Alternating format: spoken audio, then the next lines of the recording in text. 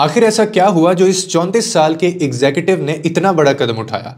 और सबसे अहम, उसका 4 साल का बेटा, उसका क्या हुआ? एक चौंका देने वाला वाकया, आखिर अतुल सुभाष ने अपनी जान क्यों ली? और सुसाइड करने से ठीक 1 घंटा पहले एक वीडियो रिकॉर्ड क्यों किया? आखिर उस वीडियो में ऐसा क्या था?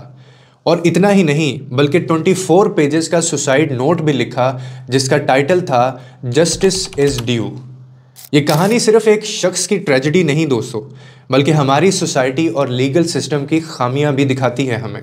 अतुल सुभाष, जो कि एक सक्सेसफुल टेकी था, जो बेंगलोर में काम करता था, 2020 में वो एक बेटे का बाप बना, लेकिन उसकी शादी निकिता सिंघानिया के साथ कुछ ही अरसे बाद टूट गई।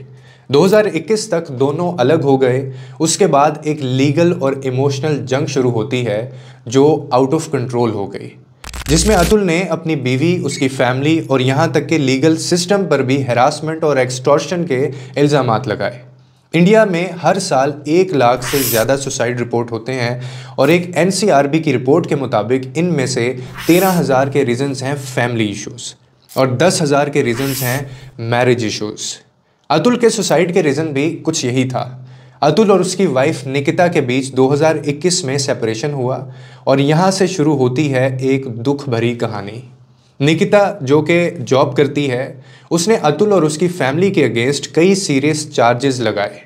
मर्डर, डाउरी, हैरासमेंट और यहाँ तक कि अननेचुरल सेक्स जैसे इल्ज़ामात, सब एक एक करके अतुल की ज़िंदगी को तोड़ रहे थे। अतुल ने सुसाइड करने से पहले जो वीडियो रिकॉर्ड किया, उसमें उसने कहा कि उसकी स्ट्रेंज वाइफ निकिता, उसकी माँ और उसके भाई ने उसे हैरासमेंट और एक्सटॉर्शन का शिकार बनाया है। निकिता ने उस पर झूठे केसेस फाइल किए और सेटलमेंट के लिए 3 करोड़ रुपए मांगे। कोर्ट ने अतुल को कहा था कि वो निकिता को और अपने बेटे के लिए हर महीने 80,000 रुपये दे, लेकिन निकिता 2 लाख की डिमांड कर रही थी। अतुल सुभाष की कहानी एक वेकअप कॉल है। ऐसे कितने ही अतुल हैं जो इस सिस्टम से हार जाते हैं। ये हमारी रिस्पॉन्सिबिलिटी है कि हम इन कहानियों को हाईलाइट करें और सिस्टम में रिफॉर्म्स की डिमांड करें। अतुल ने जो नोट लिखा दोस्तों, उसमें उसका ये भी कहना था कि मेरी डेथ के बाद मेरे पेरेंट्स को मेरी चाइल्ड कस्टडी दी जाए। पोते को हम कहाँ रखे हुए हैं, कि मार दी है कि जिंदा है, वो भी हम नहीं देख पा रहे हैं। हमारी यही गुहार है कि हमारा पोता हमको देखने को और हमारे पास रहे, और कोई गुहार नहीं। यानी सिस्टम बाइज्ड है, जो सिर्फ हैरासमेंट और एक्सटॉर्शन को सपोर्ट करता है। और मैं आपको ये भी बताता चलूँ दोस्तों कि इंडिया के अंदर 2023 की एनसीआरबी रिपोर्ट के मुताबिक हर साल 1 लाख से ज़्यादा लोग फैमिली डिस्प्यूट की वजह से अपनी जान दे देते हैं, जिसके अंदर फॉल्स डाउरी केसेस का मिसयूज़ होता है और ये एक राइजिंग इशू बनता जा रहा है। अतुल के सुसाइड के बाद पुलिस ने इन्वेस्टिगेशन तो शुरू की और 13 दिसंबर को निकिता को गुरुग्राम से अरेस्ट किया। उसकी मां निशा और उसके भाई अनुराग को भी उठा लिया पुलिस ने। इन तीनों को बेंगलोर ले जाया गया और कोर्ट ने 14 दिन के जुडिशियल कस्टडी दी इनको। लेकिन निकिता के अंकल अभी भी फरार हैं। अतुल के पेरेंट्स, जो अपने बेटे को खो चुके हैं, अब सिर्फ एक ही चीज़ चाहते हैं और वो है इंसाफ और अपने 4 साल के पोते की कस्टडी। अतुल के सुसाइड नोट में क्लियरली लिखा था कि उसका बेटा उसके पेरेंट्स के साथ ज़्यादा सिक्योर रहेगा, लेकिन अभी तक ये कस्टडी का डिसीजन अनक्लियर है और नहीं हो पाया। अतुल के वालिद ने यहाँ तक कि प्राइम मिनिस्टर मोदी और सीएम योगी आदित्यनाथ से अपील की है कि हमारे बेटे के साथ जो हुआ वो एक सिस्टम का फेलियर है, हमें अपने पोते को वापस लाना है। क्या एक इंसान को इतने बड़े कदम पर मजबूर करने वाला सिस्टम इंसाफ दिला पाएगा? ये कहानी सिर्फ अतुल की नहीं, ये उन सब लोगों की कहानी है जो बायस्ड लीगल सिस्टम और फॉल्स इल्ज़ामात के आगे हार जाते हैं। अतुल का जाना सिर्फ एक फैमिली का लॉस नहीं, बल्कि एक वार्निंग है कि अगर सिस्टम रिफॉर्म्स ना हुआ तो ऐसे और कई अतुल होंगे। Justice delayed is justice denied. Speak up for the fairness and reforms. हर उस इंसान के लिए आवाज़ उठानी होगी हमें जिसे नाइंसाफ़ी का शिकार बनाया गया। ये सिर्फ एक फैमिली का गम नहीं, बल्कि पूरी सोसाइटी इसकी रिस्पॉन्सिबल है।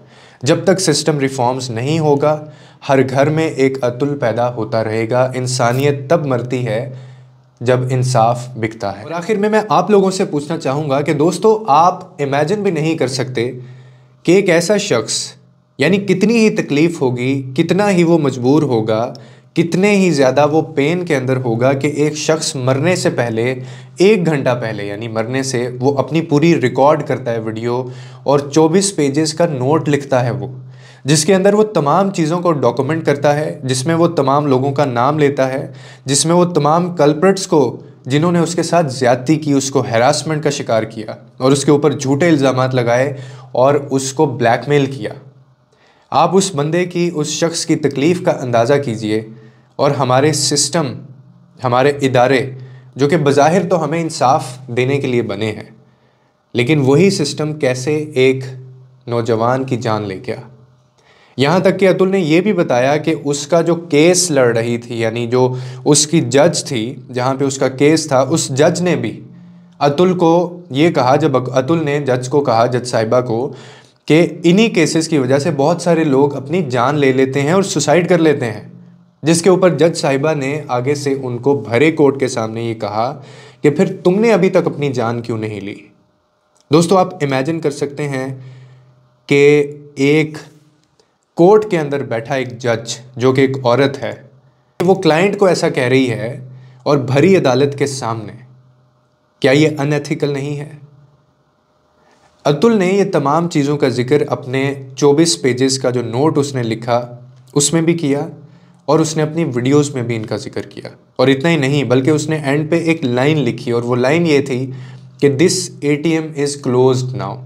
यानी अतुल का ये कहना था कि इस सोसाइटी ने, उसके घर वालों ने, उसकी बीवी ने और ये समाज ने उसको एक ATM की तरह इस्तेमाल किया और उसको एक ATM समझ लिया।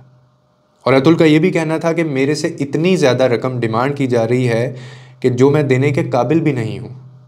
लेकिन उसके बावजूद उस इंसान के साथ क्या हुआ, और उस इंसान ने फिर एंड पे एक लाइन लिखी कि दिस ATM इज़ क्लोज्ड।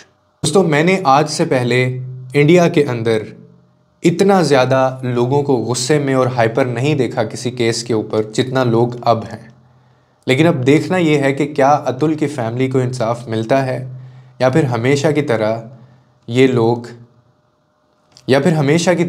लोग बिना सज़ा पाए निकल जाएंगे।